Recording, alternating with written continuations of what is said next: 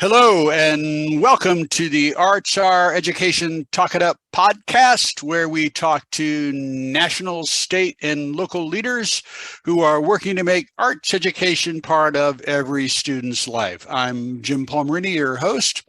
This podcast marks the beginning of a brand new series for arts education called Meet NCAS, in which I'll be talking to representatives of the member organization of the National Coalition for Arts Standards. NCAS is the sponsoring network of ARE and is a collaboration of 8 national arts and arts education organizations who actively work to ensure quality, standards-based arts education opportunities for every student. Weekly in this series, we're going to be talking to their leadership about the organizations themselves and the perspective about the foundational focus of NCAS, K-12 arts education standards, and they're important to their members in their field. And by the way, the core organizations of NCAS are as listed here. I'm not going to read them, but let you look at them to understand these are the organizations leading the creation and monitoring of new arts education standards in this country. We are going to be talking to Tooshar Swain, Americans to the Arts Director of Public Policy. Welcome, Tooshar. You are muted. There you are. Welcome. Hi, Jim. How are you? I'm great. And I want to say first, special thanks to Tooshar, because this is our premiere Meet NCAS podcast. So he is a brave man to venture into this model to begin this series. So, all right, Tooshar, let's get started and just talk about Americans for the Arts. Who is Americans for the Arts, and what is their mission and goals? Can you talk a little bit about that? Of course, and thank you again, Jim, for having me on. You've been a great friend and a great arts education advocate over the years. But Americans for the Arts, we're a nonprofit organization. Our goal is to ensure that everyone has the opportunity to engage and participate in the arts. And we've been doing that for more than 6 decades. There's a great history here through our research and advocacy efforts. We've worked to help establish the National Endowment for the Arts. We've increased the number of local arts agencies across the country, and we continue to work to expand the understanding of how arts strengthen our communities. And so that is a part of the legacy that I'm very proud of. That said, the world has shifted, and Americans for the Arts over the last couple of years has had to do some soul searching. Over the last several years, publicly and privately, we were called on to elevate racial equity, diversity, transparency, and accountability. And so we undertook a strategic realignment effort, which has now informed our new strategic realignment plan. And we engaged with over 1,000 people, whether it be through one-on-one meetings, focus groups, national surveys, and workshops. We wanted to get to the crux of problems that we might have and how best to address them. And several takeaways, I think, came out of that. I think, through my work now, there are 3 areas that, I certainly will want to improve upon, or at least be thinking about when I work. One was an undeniable message that was included, or that was communicated to us, that we must center equity and inclusion across all of our work, and not just on certain projects or a project within itself, but to infuse that, throughout all of the work that we do. Advocacy and research is still very important to us, but we should be looking at ways to do that in a more collaborative way. And I think that's where, the work that we're doing now with the National Coalition of Arts Standards is very important to us, because we want to do that in a collaborative way, working with the experts, working on the advocacy side of things. So, we're very excited to be working with you, as well as, the other organizations, to make this a highly effective product. So I just want to say I really applaud the efforts that Americans to the Arts have put forth to reset, their mission and goals around equity and inclusion. And I'm going to assume that some of this focus is it right to say that Americans to the Arts has a renewed focus on education as well? Yes. I think that we're looking at as it pertains to education is, like I said, collaborating and looking for the places where we can fit in, rather than placing ourselves where that great work is already being done, how to enhance that work, right? And I think that one of the areas that we can play a role is, we have wonderful experts within, across the disciplines who know how to, who know how to educate, who know how to put together, how to put together standards. What we want to do is, be that advocacy piece that advocates the work that's being done. And that is a work in progress. That's something that we are very excited about. Okay, so just moving on from that point then, why do you think that arts education standards are important for K-12 arts education in the first place? Jim, they're important because, first and foremost, the arts are, important subject areas that are a part of a well-rounded education. Education experts and policymakers consistently identify the arts as subjects that, need to be taught. And I think that every school has a responsibility to ensure that its students master, a curriculum that includes the arts. I think that the art standards identify, what's important for students, and to be able to, what they need to know, as well as what they need to do in the artistic disciplines of dance, media, arts, music, theater, and the visual arts. I love that, that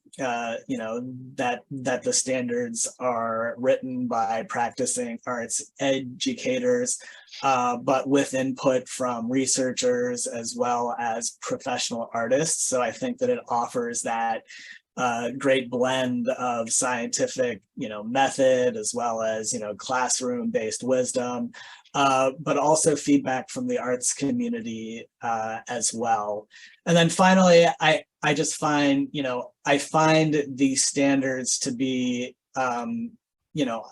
highly important in identifying pathways for students to become creative thinkers, creative makers, creative responders. That's just hugely important right now. We're hearing that from corporate leaders, from policy makers, that are really demanding a more creative workforce. And the arts obviously help with that. And I think the standards really, provide the base for that. So here's something you and I have talked about, going back to the three focus areas for Americans for the Arts: advocacy and research. So without putting you on the spot, how can the standards be used, can be applied as a tool for advocacy for individuals who are trying to make the case for the value of arts education for all students?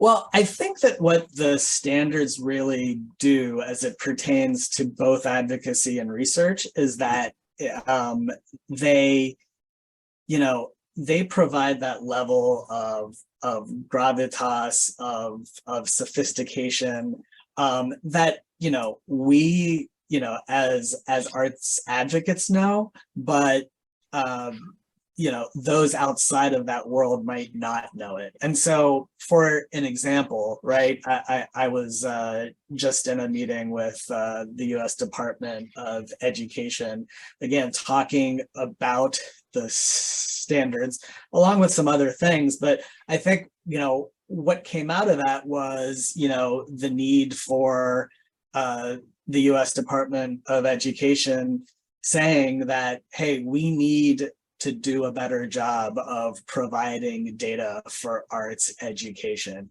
And I think that that conversation about the standards and the importance of that, and the need to back the work that is being done in the arts education space, there needs to be that data and research. And again, having that conversation, talking about the standards, provided that level of sophistication to be able to do that. That is so encouraging to hear that the US DOE recognizes the need for the data that can support what we in the field already know, along with the stories that get told. And one thing I would want to ask you about: do the standards impact our perception of our arts educators as professionals? What do they say about them? I'm sorry, could you repeat the professionalism of our arts educators and how standards impact them? Well, how do the standards impact our arts educators? Yes. I think that, again, I'll put on my advocacy hat again here. It has been highly important, and Jim, again, I applaud you for the ArtsR education work that you have done on a communications level, because what the standards actually do is, from an advocacy standpoint, and I see this particularly at the local level. I have friends who are arts educators. My wife is a teacher, so I know that world. It really provides them a basis of advocacy to show that they belong, the arts education belongs, and really using that as a basis for their advocacy when they're going to talk to their principals about funding, whenever they're going to talk to their school boards, right, whoever those decision makers are. I said that it's a perfect blend of scientific method as well as what teachers have learned to effectively teach in the classroom. But it really also is a very, very significant advocacy tool for them as well, and that really makes them a triple threat, right? Which is great. Yeah. So you had mentioned the US DOE's interest in the standards and being actively involved. So given that, and given AftA's work, so what is the role of art standards to helping to shape federal and state education policies and legislation? Yeah, well, it's a great question. Again, it is the foundation of of reaffirmation of the importance of arts education, right? And so in 2014, when the Every Student Succeeds Act passed, ESSA demands a well-rounded education for K through 12 students, and arts education is in the definition of a well-rounded subject that should be taught. And so what I actually do whenever I'm advocating on the federal level for increased funding, whether it be for Title I schools or the Title IV block grants, I'm showing them the links to the standards because I want them to see the work that is being done in the classroom, and that gives me the opportunity to be able to do that. So it's highly important on the federal level. I would say that on the one of the things that, again, where I find it highly valuable is right now, particularly post-pandemic, as it pertains to issues of learning loss and remediation, right? Is that fear that the arts are going to be squeezed out during this time. And again, it gives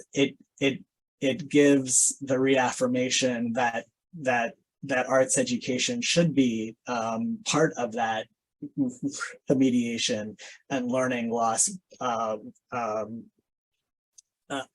conversation. And then the last thing I'll say is that we're hearing on the Hill that arts education is actually, for those who are champions of it, we're hearing that it is highly important during this time.